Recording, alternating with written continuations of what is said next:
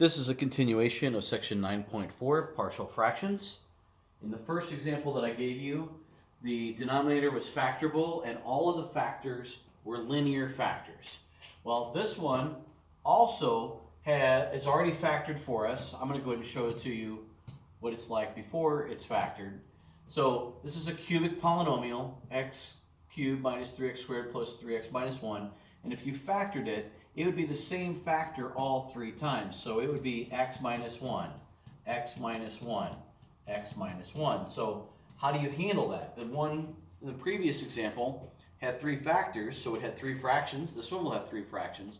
But in that one, they were all three different. So we had three fractions with three different denominators. This is going to be different because it has a repeated linear factor. So that's one of the things that I need to show you in this. But then there's also a second problem. This is an improper fraction. How do I know it's improper? I'm looking at the power of the numerator and the power of the denominator. If the power of the numerator is equal to the denominator or bigger, then it is considered an improper fraction. Remember, improper fractions are things like 16/5, where the numerator is bigger than the denominator. Well, when you have something like that, you can take 5 and divide it into 16, which would go 3 times. 3 times 5 is 15. Subtract, you get 1. 1 left over means that that is the fraction part, 3 and 1/5. So 16/5 can be changed into a mixed number, 3 and 1/5. But I had to do division, at least mentally, to figure out that it's 3 and 1/5. But I showed it this way because that's what we're going to have to do in this problem. We are going to have to do long division. So basically, what we want to do is figure out what is this whole number part, and then from that, figure out what the fraction part is that we can try to break apart. So it's very important that if you see a problem like this, you identify this first. So I need to take this denominator, x to the third minus 3x squared plus 3x minus 1, and I need to divide it into the numerator, which is just x to the fourth. So as you may or may not recall, if you're doing long division, you're figuring out what can you take times x to the third and get this x to the fourth. Well, that would just be an x. So if I do that, x times this would be x to the fourth minus 3x to the third plus 3x squared minus x. And if I'm subtracting those, I end up with changing this to addition. I'm going to change this to addition. I meant to use a different color. Hold on a second.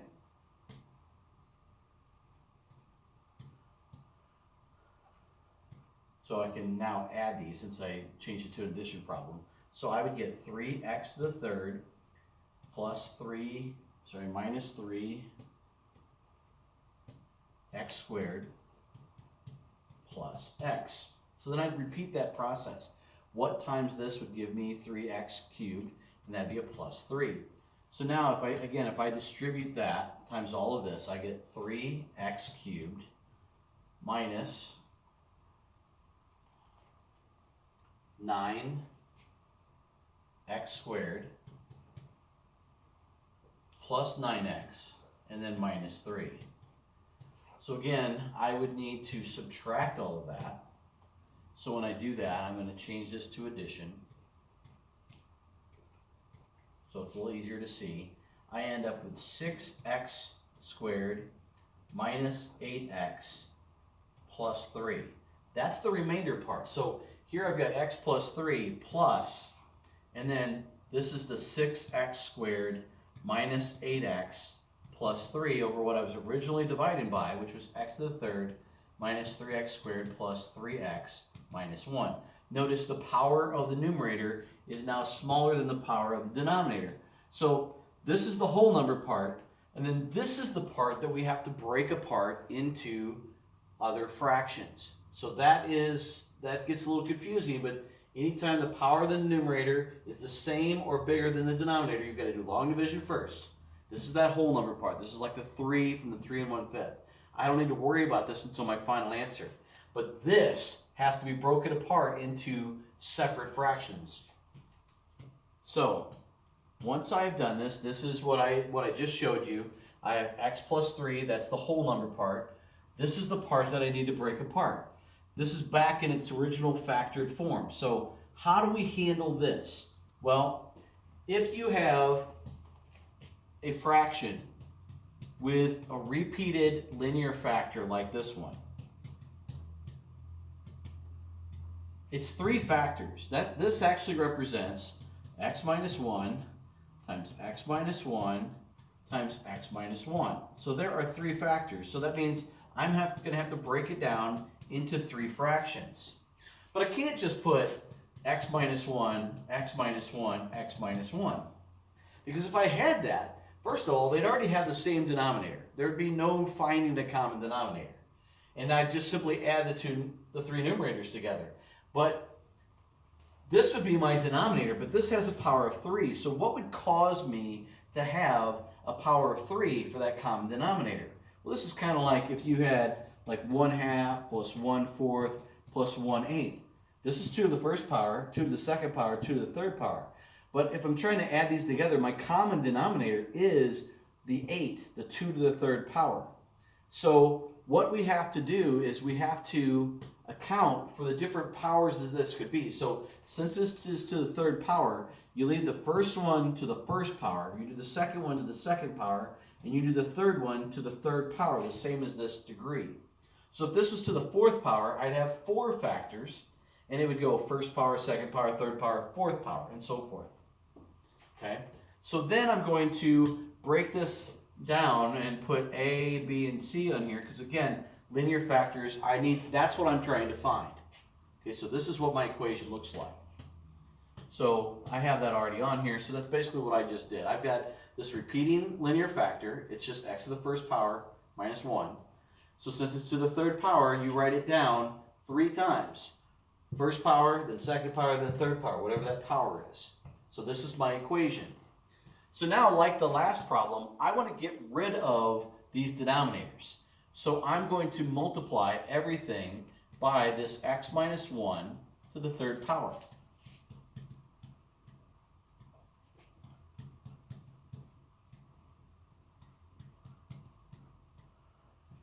So why do I do that? Well, all 3 of these factors up here cancel out with this one. This one factor of x minus 1 will cancel out with one of these, so that'll be now squared. These 2 will cancel out with 2 of these in the numerator, so that'll be just the first power. And this one will cancel completely out with that one. And so what I end up with now is an equation that doesn't have any variables in the denominator. So like the previous problem, I want to pick values of x to substitute in here. And I want to do it strategically. In the first problem, there were 3 different values I chose because I had 3 different denominators. And so I was able to choose 3 different values. In this case, I only have one factor, x minus 1, x minus 1. So the only one that really is logical to begin with is just doing 1. So I'm going to start with that. So I'm going to let x equal 1. So if I put 1 in here, 1 squared times 6 minus 8 times 1 plus 3, that would come out to be 1. On this side, if I put a 1 in here, which is what we're doing, 1 in here and a 1 in here, this would be 1 minus 1 is 0 squared. So this whole thing would be 0. 1 minus 1 is 0 times b, that would be 0. So I end up with c equals 1. So far, I have one of my answers. I have c, but I still need a and b. And I'm out of factors to choose to help me try to get a 0. Well, I picked that one because it worked nicely, but you can actually pick any value you want for x, because we're not looking for x. We're looking for a, b, and c. So you can pick whatever numbers you want. So I'm going to do the same thing, but this time I'm choosing to let x equal 0. Why 0 and why not 5,280? Well, 0 is a much smaller number and it's much easier to deal with. You want to do 5,280, you go right ahead, okay? But I'm picking numbers that are relatively small, relatively easy to do the math with, because it really doesn't matter, okay? Try it with 2 other numbers that I do, and it'll still work out to find the same a and b value. So if I let x equal 0, putting 0 back into this equation, okay, I've kind of taken some of this off there, but if I let x equals 0, 6 times 0 squared minus 8 times 0 plus 3, I would get 3. If I put 0 in here, 0 minus 1 is 1, or negative 1 squared is 1a. Put 0 in here, negative 1b. And then instead of c, I already know c is 1. So I've already transferred that into being a 1. So this equation is a minus b, and I can move the 1 to the other side to be equal to 2. The problem is that has 2 unknowns in it. So I can't solve it. But if I can come up with another equation with a and b, using the systems of equations that we've been learning or been studying in this chapter, I could solve this. So that is what I'm going to do. I am going to now pick another number for x. Again, pick anything you want. You want to pick 2, pick 2. Pick 3, pick 4, it doesn't matter. I pick negative 1. If you put negative 1 in for x here, here, here, and here, and c is 1, remember, then I will get a second equation that has a and b in it. So I come up with this equation. So when I let x equal 0, I got this equation. When I let x equal negative 1, I got this equation. This has a and b, this has a and b. Gee, I have 2 equations with a and b in them. I can use them together to solve for a and b. Use the substitution method, use the elimination method. I don't care. Just figure out what a and b are. So here's what I did. I took this equation and I multiplied it by negative 2. Negative 2 times 2 is negative 4. A times negative 2 is negative 2a.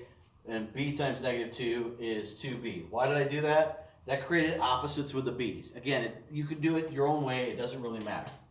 So when I do that, I end up with 2a equals 12, so a is 6.